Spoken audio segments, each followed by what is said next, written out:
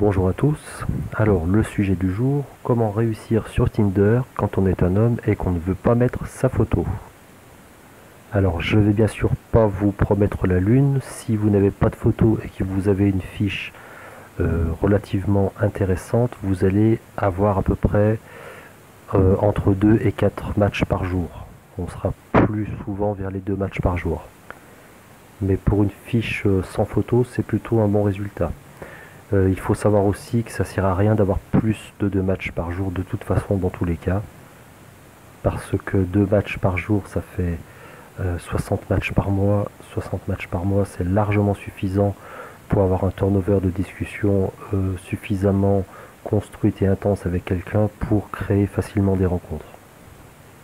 Il est possible au tout début d'avoir 4 ou 5 matchs par jour. Je dirais même dans les tout premiers jours, c'est-à-dire le surlendemain de votre inscription, vous pouvez même monter jusqu'à 20 matchs, puis ça va décroître progressivement. Alors, pour quelles raisons on pourrait décider de ne pas mettre de photos sur Tinder? Alors, les raisons sont le travail, on n'a pas forcément envie d'être reconnu au boulot, on peut aussi être timide, pourquoi pas, on peut être marié, en couple, etc. Ça ne me regarde pas. Donc chacun a ses raisons de ne pas mettre ses photos sur Tinder, mais sachez qu'il est possible de faire des rencontres malgré tout. Alors dans 100% des cas, vous allez être confronté à la question pourquoi tu n'as pas mis de photos? Alors il faut s'y préparer parce que ça va tout le temps arriver. Alors je vous conseille de répondre soit un petit peu à côté, soit avec une forme de légèreté. Alors je sais pas, vous pouvez lui dire pour que tu sois curieuse de matcher, la preuve. Ou alors vous pourriez dire parce que c'est pas obligatoire et que ça ne m'empêche pas d'avoir des matchs.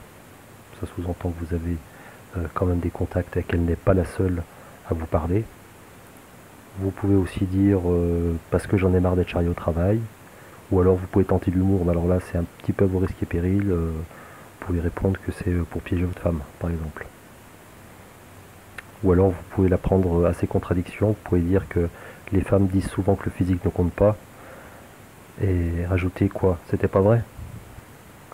Voilà, donc vous pouvez faire des réponses sans que ce soit des vraies réponses, mais dans tous les cas, vous serez obligé de dire quelque chose. Il va arriver aussi un moment où elle va forcément insister, parce que si la discussion se passe bien, elle va vouloir de toute façon savoir à quoi vous ressemblez pour pas perdre son temps. Donc en fait, si elle insiste, vous tournerez ça sous forme de faveur, c'est-à-dire que vous pourrez lui dire d'accord pour la photo, mais viens sur WhatsApp alors. Donc du coup, celui qui ne veut pas mettre sa photo parce qu'il n'a pas envie d'être reconnu au boulot, bon bah sur WhatsApp, en échange de photos, une photo contre une photo, c'est pas très grave, là vous pouvez vous permettre de l'envoyer. L'avantage de WhatsApp, c'est que du coup vous l'isolez un peu de Tinder, c'est-à-dire tout le temps qu'elle va passer avec vous sur WhatsApp, c'est du temps qu'elle ne passera pas sur Tinder. Donc vous mettez un petit peu la concurrence de côté le temps que vous êtes sur son WhatsApp.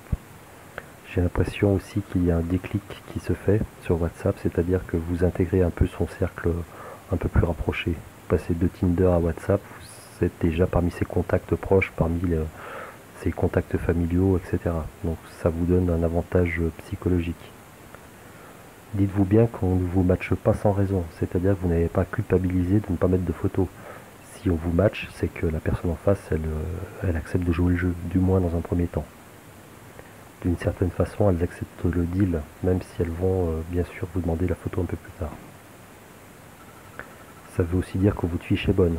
Et pour cela, je vous renvoie à la vidéo Tinder pour hommes, créer une fiche parfaite. Une autre raison pour laquelle elle peut vous contacter alors que vous n'avez pas de photo, c'est qu'elle-même peut-être n'a pas de photo. Alors là c'est pareil, c'est pas forcément une femme laide, bien au contraire.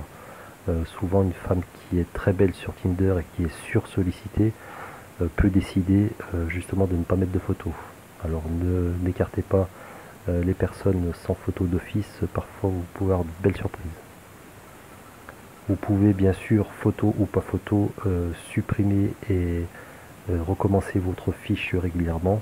Alors sur Tinder, quand vous supprimez votre fiche, vous repartez en fait à zéro, vous remettez les compteurs à zéro. Donc moi ce que je vous conseille de faire, c'est que tant que vous n'avez pas 2 ou 3 matchs par jour sans votre photo, recommencez votre fiche toutes les semaines.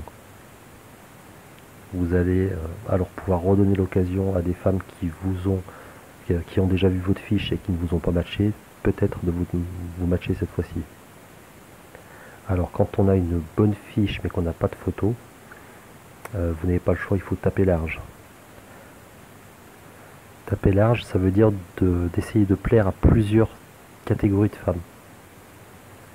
Et pour cela, les photos, c'est un très bon moyen justement d'intéresser certains types de femmes. Alors je vais vous décrire ma fiche, celle qui est en ce moment en ligne, mais qui ne va pas forcément rester en ligne très longtemps, puisque je prends justement l'habitude, comme je vous dis, de les changer régulièrement pour les améliorer. J'ai donc mis 5 photos. Alors la première photo, c'est une photo un peu ésotérique, avec un personnage avec des chakras allumés. J'ai une deuxième photo, c'est une photo de 2 danseurs de salsa. Une troisième photo, on voit 2 petits vieux se tenir la main. Une quatrième photo, c'est une photo d'une nourriture végane, avec le mot vegan écrit dessus. Et la dernière photo, en ce moment, c'est un groupe en randonnée. Et précédemment, j'avais mis une femme tatouée. Donc voilà, on voit que sur ces 5 photos qui représentent 5 thèmes complètement différents, ce sont des thèmes très forts, c'est-à-dire que la personne qui est végane, qui va voir votre photo végane, va forcément tilter. Celle qui fait de la danse va forcément tilter aussi. Celle qui est un peu ésotérique, qui aime tout ce qui est un peu parapsychologie, voyance, astrologie, etc., va être pour elle un stimuli très intéressant.